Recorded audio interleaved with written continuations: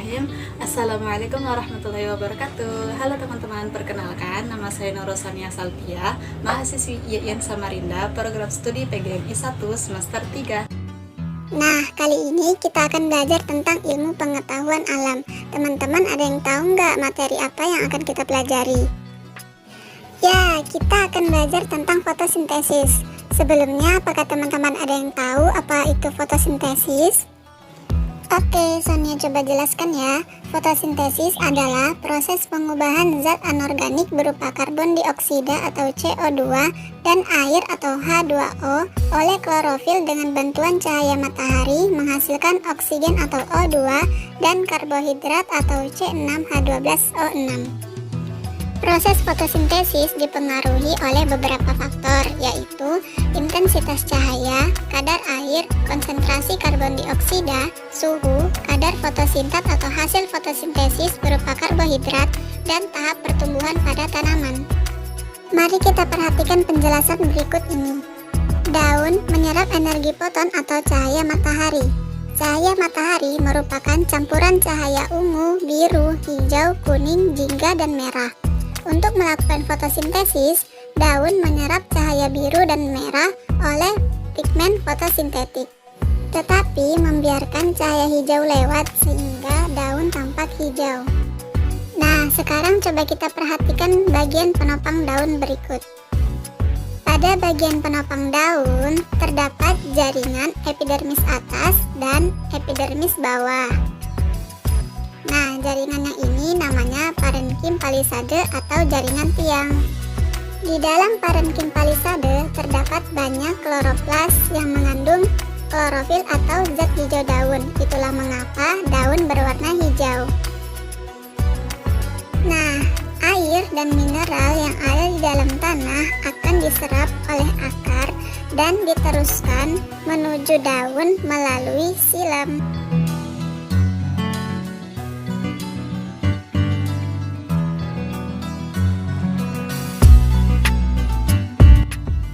Pada bagian bawah daun terdapat stomata yang berfungsi untuk melewatkan CO2 atau karbon dioksida sebagai bahan fotosintesis.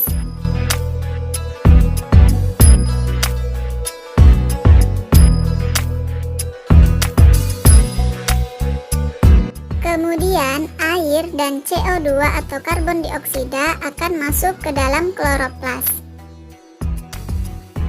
Kloroplas merupakan tempat terjadinya fotosintesis.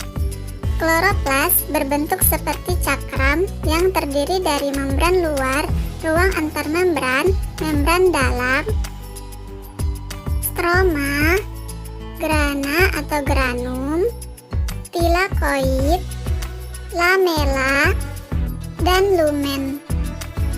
Membran luar pada kloroplas mengandung xanthofil yang merupakan pigmen kuning pada daun dari jenis karoten yang berfungsi menerima cahaya matahari. Membran luar kloroplas juga berfungsi untuk mengatur keluar dan masuknya zat. Sedangkan membran dalam kloroplas bersifat selektif permeabel yang berfungsi memilih molekul yang keluar masuk dengan transport aktif. Membran dalam juga merupakan tempat melekatnya protein transport. Pada membran dalam terdapat lipatan halus dan pigmen fotosintesis yang terletak pada tilakoid, yaitu klorofil atau zat hijau daun yang terdiri dari klorofil A dan klorofil B serta karotenoid.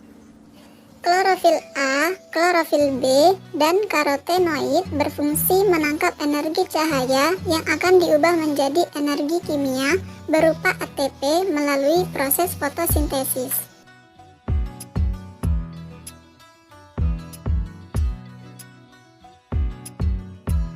Selanjutnya stroma. Stroma adalah cairan kloroplas yang berguna untuk menyimpan hasil fotosintesis dalam bentuk pati dan sebagai tempat terjadinya reaksi gelap atau siklus Calvin. Stroma berisi enzim, ribosom, dan DNA. Di dalam stroma terdapat grana yang terdiri dari membran tilakoid. Dengan kata lain, grana merupakan tumpukan dari beberapa tilakoid. Terdapat pula penghubung antar grana yang disebut lamela. Nah, thylakoid adalah struktur membran berbentuk cakram yang berada di stroma kloroplas dan merupakan kompartemen utama yang berpartisipasi dalam fotosintesis yang tergantung cahaya atau reaksi terang melalui fotosistem 1 dan fotosistem 2. Dalam proses fotosintesis terjadi dua reaksi, yaitu reaksi terang dan reaksi gelap. Pertama, kita akan membahas reaksi terang terlebih dahulu ya. Pada permukaan grana, ada membran thylakoid yang merupakan tempat terjadinya reaksi terang. Terdapat dua fotosistem yang terjadi pada reaksi terang, yaitu fotosistem 1 dan fotosistem 2. Selain itu, ada juga berbagai macam enzim yang digunakan dalam rangkaian transport elektron. Di dalam fotosistem terdapat banyak molekul klorofil. Molekul klorofil ini menangkap foton yang berupa elektron dari matahari atau energi yang berasal dari matahari. Elektron ini berpindah antar molekul menuju ke pusat reaksi. Elektron ini kemudian mengalami eksitasi. Kemudian dipindahkan oleh enzim ke rantai transport elektron selanjutnya. Fotosistem 1 dan fotosistem 2 bekerja secara simultan. Dalam fotosistem 2, elektron yang tereksitasi tadi berpindah. Akibatnya, fotosistem 2 kehilangan elektron. Elektron yang hilang tadi akan digantikan melalui proses fotolisis air, yaitu pemecahan ion H dan oksigen. Proses ini terjadi berulang-ulang, menyebabkan konsentrasi ion H pun bertambah tinggi di dalam membran thylakoid. Ion hidrogen atau proton ini nantinya akan digunakan dalam ATP sintase untuk mengubah ADP menjadi ATP. Kita kembali ke rangkaian transport elektron tadi. Elektron kemudian berpindah dari fotosistem 2 menuju fotosistem 1. Di sini pun terjadi eksitasi elektron. Dari fotosistem 1 kemudian menuju NADP reduktase. NADP reduktase mengubah NADP+ menjadi NADPH. Jadi, perhatikan rangkaiannya. Dari fotosistem 2 berpindah ke fotosistem 1, kemudian menuju NADP reduktase menghasilkan NADPH, dan pada ATP sintase menghasilkan banyak ATP. NADPH dan ATP akan digunakan untuk reaksi gelap atau siklus Kelvin yang terjadi pada stroma. Nah, itulah tadi proses terjadinya reaksi terang yang terjadi di membran thylakoid. Sekarang kita beralih ke siklus Kelvin atau reaksi gelap. Rangkaian siklus Kelvin atau reaksi gelap diawali dengan pengikatan karbon atau fiksasi karbon, kemudian dilanjutkan dengan reduksi dan regenerasi RUBP. RUBP terdiri dari 5 atom karbon, akan mengikat karbon dioksida menjadi 6 atom karbon, kemudian mengalami split menjadi 2 molekul 3 fosfogliserat, kemudian mengalami reduksi dengan bantuan ATP dan NADPH, menghasilkan 1,3-bifosfogliserat. 1,3-bifosfogliserat kemudian menjadi gliseraldehid 3-fosfat. Peristiwa ini berlangsung sebanyak 3 kali. Hasilnya adalah 6 molekul 3-fosfogliseral. 5 molekul 3-fosfogliseral digunakan untuk regenerasi RUBP, sedangkan 1 molekul gliseraldehid 3-fosfat digunakan untuk sintesis gula. Perhatikan di sini. Glukos fosfat ini adalah bahan dasar untuk sintesis gula. Fosfat pada glukos fosfat bisa dihilangkan, kemudian ditambahkan dengan fruktosa menghasilkan sukrosa yang digunakan dalam tubuh tumbuhan, atau bisa juga glukosa fosfat dijadikan bahan dasar untuk membentuk amilum dan selulosa. Glukosa akan diedarkan melalui floem.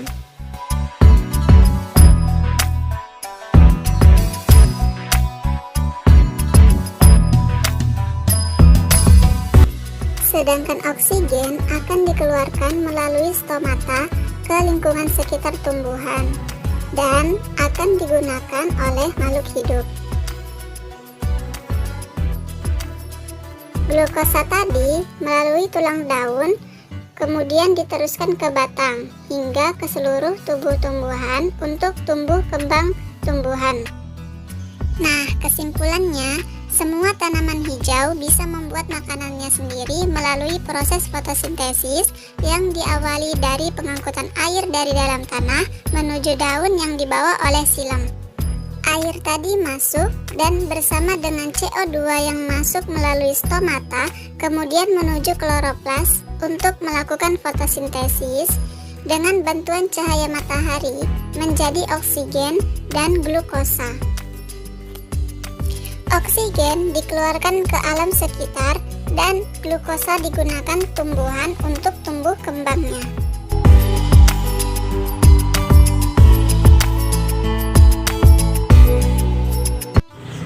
Nah, tadi kan kita sudah belajar tentang fotosintesis dan bagaimana prosesnya. Sekarang kita akan coba untuk melakukan sebuah praktikum yang berkaitan dengan fotosintesis. Nah, praktek apa yang akan kita lakukan?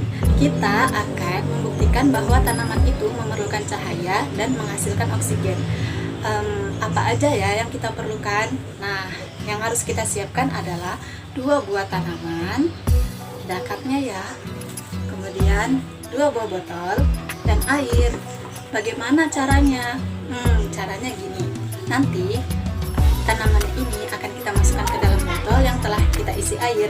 Kemudian kita akan menempatkan 1 botol di tempat yang gelap dan 1 botol lagi di tempat yang terang.